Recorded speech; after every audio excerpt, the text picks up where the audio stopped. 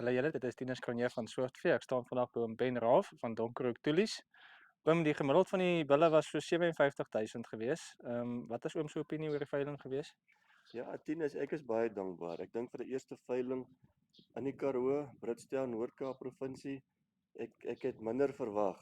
Mense wil ook nie 'n verwagting te hoog stel en as jy teleurgesteld nie. So dis heelwat meer as wat ek gehoop het voor.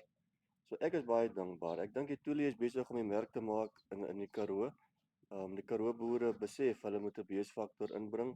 Het baie minder risiko's, minder verliese.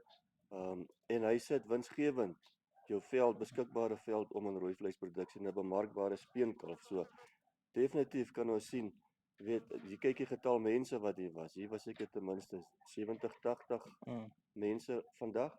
So ons is baie dankbaar. Ons wil graag namens Donkerhoek Toelies vir die Karoo boere en ek meen hier was mense van die Oos-Kaap en Vrystaat, so vir hulle dankie sê ek. Vir die eerste veiling, ons is regtig met alle verwagtinge oortref. Ja, nee, nou moet net dankie sê vir die kopers en vir oom hulle se die verkopers ook. Die uitstekende kwaliteit wat hier so was Ja. vandag. Ek dink almal is tevrede, die verkopers Nee, en absoluut. Ek meen kwaliteit verkoop. Mm.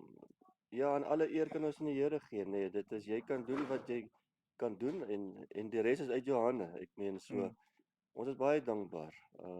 Regtig, ons sê vir die Vader baie dankie vir 'n goeie veiling en ons sien uit na die volgende een. Dankie vir julle, dankie vir Soortvee. Soos ek vroeër gesê het met die opening, ek kan nie sien dat jy meer 'n veiling kan hou sonder aanlyn dekking nie. En vir Soortvee en die span is uitstekend. So baie dankie en Baie wel dan dankie. vir julle. Pas ons sien nou met die volgende ene weer. Dankie.